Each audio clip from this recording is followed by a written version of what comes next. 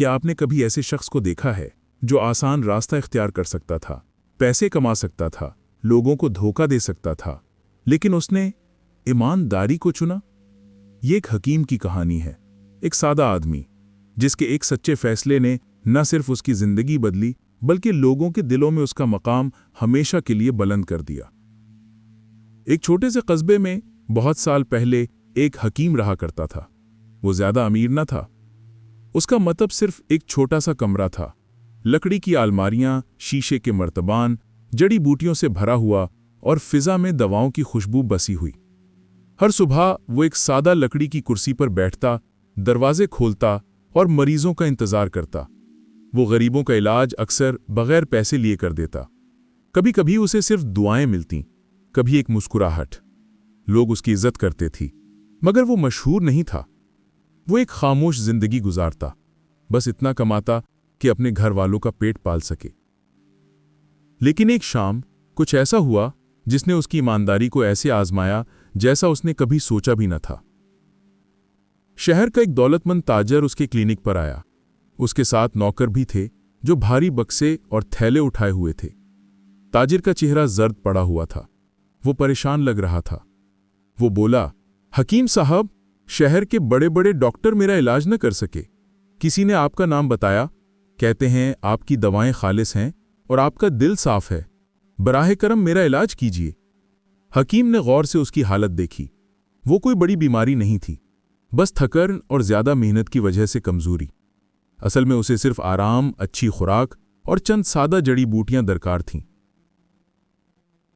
اب حکیم چاہتا تو کہہ سکتا تھا، ہاں یہ ایک نایاب بیماری ہے اور میں خاص دوا تیار کروں گا۔ وہ بڑی فیس مانگ سکتا تھا۔ آخرکار تاجر امیر تھا اور حکیم خود کرایہ اور بچوں کی ضروریات کے لیے پریشان رہتا تھا۔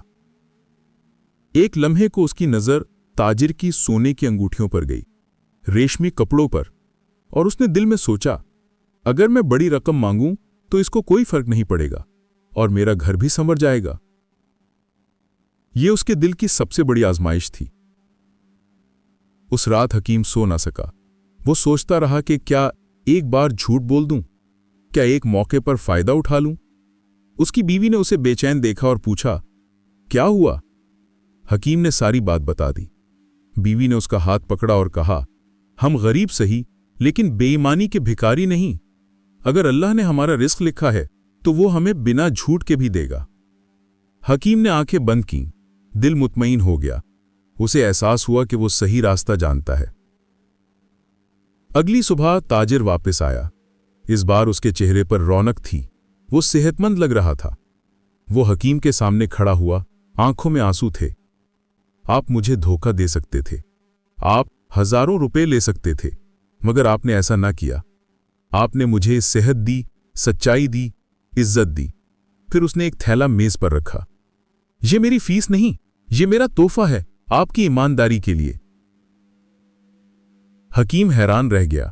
اس نے کبھی مانگا نہیں تھا، لیکن اس دن ایمانداری نے اسے وہ عزت اور دولت دی جو اس نے کبھی خواب میں بھی نہ سوچی تھی۔ پورے قصبے میں بات پھیل گئی، حکیم کے پاس جاؤ، وہ کبھی دھوکہ نہیں دیتا، اس کی دوا بھی خالص ہے، اس کا دل بھی۔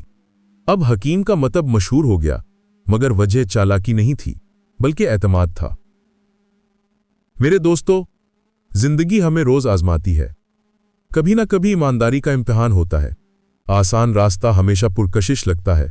ایک چھوٹا سا جھوٹ، ایک چھوٹی سی چال، اور ہم سوچتے ہیں کوئی دیکھ نہیں رہا۔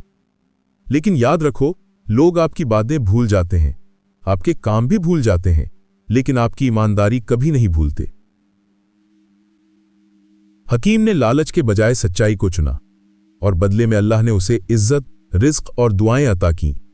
تو اگلی بار جب آپ پر آزمائش آئے، اپنے دل سے پوچھنا، میں چاہتا ہوں چند دن کا پیسہ یا ساری زندگی کی عزت؟